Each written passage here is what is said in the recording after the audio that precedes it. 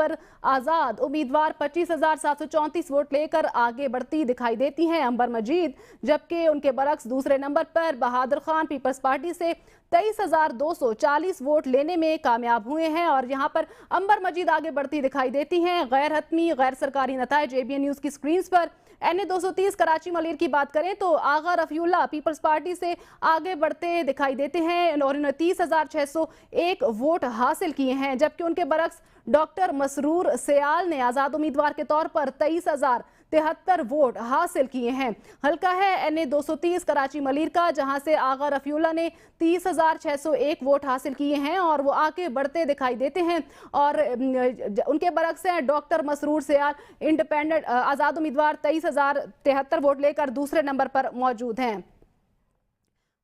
यहाँ पर आपको बताएं, मरियम औरंगजेब ने कहा है मुस्लिम लीग नून का अपना इलेक्शन सेल है जिसमें तमाम रिजल्ट मुरतब किए जा रहे हैं। तरीक़ाकार के मुताबिक फॉर्म 45 हासिल करके रिजल्ट फाइनल किया जा रहा है। मोबाइल फोन सर्विस और इंटरनेट सर्विस की बंदिश से राब्ता नहीं हो रहा।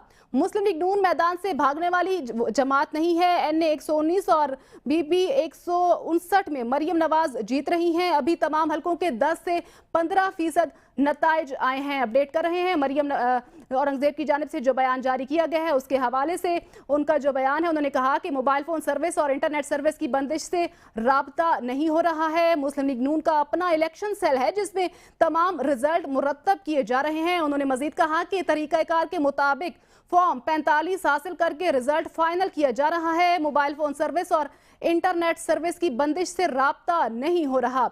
मुस्लिम लीग नून मैदान से भागने वाली जमात नहीं है। NA 119 और BB 159 में मरियम नवाज जीत रही हैं। यह बयान जारी किया गया है मरियम औरंगजेब की जानिब से। NA 149 मुल्तान से रिजल्ट देंगे आपको आमिर डोगर आज़ाद उम्मीदवार के तौर पर 77,244 वोट लेकर आगे बढ़ते हुए दिखाई देते हैं, जबकि जहांगीर तरीन उनके बरक्स हैं 25,650 वोट लेकर दूसरे नंबर पर। NA 149 मुल्तान की बात करेंगे, बड़ा मुकाबला था। आमिर डोगर आज़ाद उम्मीदवार के तौर पर थे, वो आगे बढ़ते दिखाई देते हैं 77,244 वोटों के साथ, जबकि उनके बरक्स जहांगीर तरीन ने 25,650